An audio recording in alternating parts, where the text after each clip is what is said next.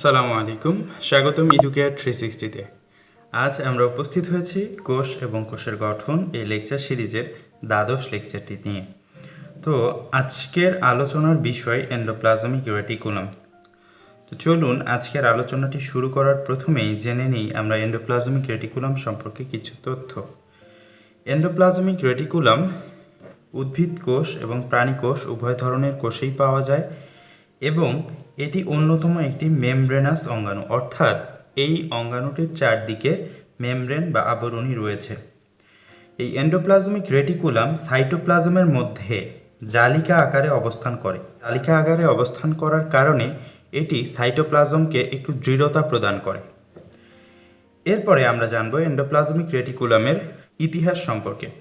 Endoplasmic reticulum আবিষ্কার করেন বিজ্ঞানী পোর্টার 1945 সালে এবং এন্ডোপ্লাজমিক রেটিকুলাম নামকরণ করা হয় 1953 সালে।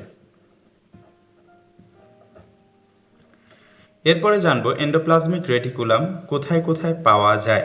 মূলত সব ধরনের ইউক্যারিওটিক কোষেই এন্ডোপ্লাজমিক রেটিকুলাম পাওয়া যায়, তবে কিছু স্পেশাল কোষ রয়েছে যেগুলোতে এন্ডোপ্লাজমিক রেটিকুলাম বেশি পরিমাণে থাকে। এরকম কোষগুলো হলো যকৃৎ কোষ, অগ্ন্যাশয় কোষ এবং অন্তঃক্ষরা গ্রন্থির কোষ।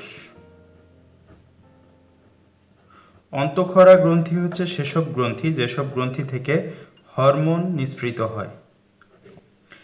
এরপরে আমরা জানব এই এন্ডোপ্লাজমিক রেটিকুলামের প্রকারভেদ। এন্ডোপ্লাজমিক রেটিকুলাম মূলত দুই প্রকার: মসৃণ এন্ডোপ্লাজমিক রেটিকুলাম, অমসৃণ এন্ডোপ্লাজমিক রেটিকুলাম। তো কোনো একটা জিনিস কখন মসৃণ বা অমসৃণ হয়?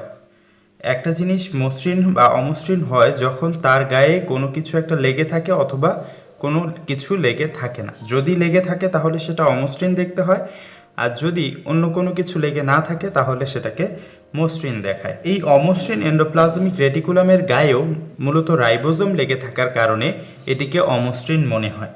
তো আমরা এখন জানি নিব মসৃণ এবং অমসৃণ এন্ডোপ্লাজমিক রেটিকুলাম সম্পর্কে কিছু তথ্য।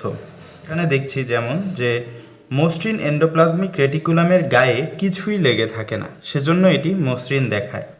আর অমসৃণ এন্ডোপ্লাজমিক রেটিকুলামের গায়ে মূলত রাইবোজোম, কিছু পরিমাণে গ্লাইঅক্সিজোম এবং কিছু পরিমাণে আরএনএ, এই তিনটি জিনিস লেগে থাকে, যার কারণে অমসৃণ এন্ডোপ্লাজমিক রেটিকুলামটি অমসৃণ দেখায়। আচ্ছা, এরপরে মসৃণ এন্ডোপ্লাজমিক রেটিকুলাম মূলত যেগুলো নন প্রোটিন জিনিস রয়েছে সেই নন প্রোটিন জিনিসগুলো তৈরি করে। নন প্রোটিন জিনিস বলতে লিপিড, তারপরে সেলুলোজ, গ্লাইকোজেন, হরমোন ইত্যাদি তৈরি করে মসৃণ এন্ডোপ্লাজমিক রেটিকুলাম। আর অমসৃণ এন্ডোপ্লাজমিক রেটিকুলামের গায়ে রাইবোজোম লেগে থাকায় এই অমসৃণ এন্ডোপ্লাজমিক রেটিকুলামটি প্রোটিন সংশ্লেষণ করে।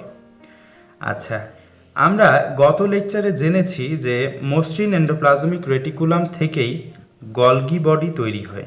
আমরা গলগি বডির কাজের মধ্যেও দেখেছিলাম গলগি বডি নানা রকম অপ্রোটিন জাতীয় পদার্থ তৈরি করে।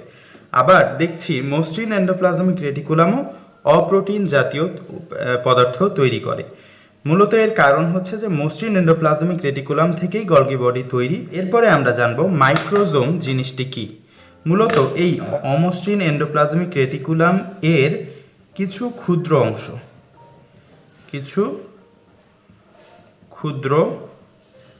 অংশকে বলা হয় মাইক্রোজোম। অমসৃণ এন্ডোপ্লাজমিক রেটিকুলামের কিছু ক্ষুদ্র অংশকে বলা হয় মাইক্রোজোম। এরপরে আমরা জানব এন্ডোপ্লাজমিক রেটিকুলামের ভৌত গঠন। এন্ডোপ্লাজমিক রেটিকুলাম মূলত তিন ধরনের জিনিস নিয়ে গঠিত হয়। প্রথম হচ্ছে সিস্টার্নি, দ্বিতীয় হচ্ছে ভেসিকল এবং তৃতীয়টি হচ্ছে টিউবিউলিন। এই সিস্টার্নিটি চৌবাচ্চা বা থলে আকৃতির। ভেসিকলগুলো মূলত গোলাকার অথবা বর্তুলাকার।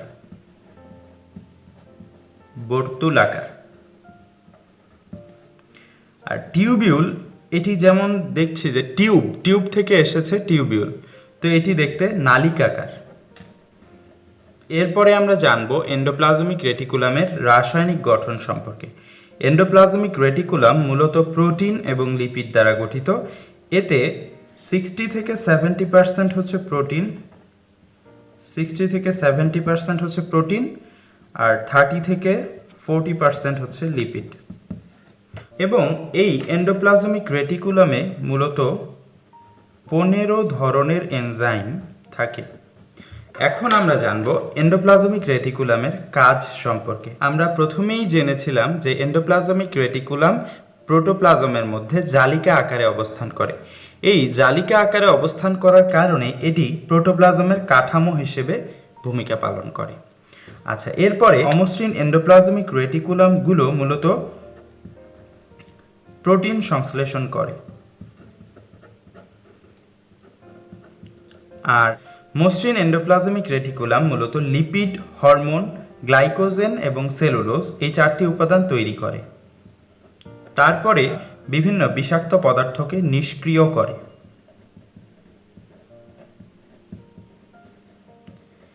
এরা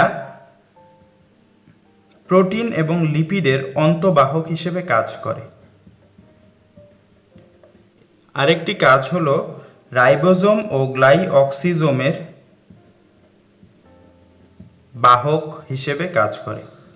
তো আমরা এই কাজগুলো সম্পর্কে জানলাম। কাজগুলোর মধ্যে সবচেয়ে বেশি ইম্পর্ট্যান্ট হচ্ছে প্রোটোপ্লাজমের কাঠামো হিসেবে কাজ করে। মসৃণ এন্ডোপ্লাজমিক রেটিকুলামটি নন প্রোটিন সাবস্ট্যান্স তৈরি করে, আর অমসৃণ এন্ডোপ্লাজমিক রেটিকুলামটি প্রোটিন জাতীয় পদার্থ তৈরি করে। এবং এই প্রোটিন জাতীয় পদার্থ এর মধ্যে লিপিড, এই দুটি উপাদান তারা শুধু তৈরি করে না, বরং এদের অন্তঃবাহক হিসেবে কাজ করে। এছাড়া কিছু বিষাক্ত পদার্থ নিষ্ক্রিয় করে এবং রাইবোজোম ও গ্লাইঅক্সিজোমের বাহক হিসেবে কাজ করে। ধন্যবাদ আজকের এই ভিডিওটি দেখার জন্য। আর যদি আমার এই পড়ানোর মাঝে কোনো কিছু বুঝতে অসুবিধা হয়, তবে অবশ্যই আমার এই ভিডিওর নিচে কমেন্ট সেকশনে কমেন্ট করে জানাবেন। আমার পরবর্তী ভিডিওগুলো আপনার নোটিফিকেশনে পাওয়ার জন্য অবশ্যই আমার চ্যানেলটিকে সাবস্ক্রাইব করবেন। ধন্যবাদ সবাইকে। আসসালামু আলাইকুম ওয়া রাহমাতুল্লাহি ওয়া বারাকাতুহু।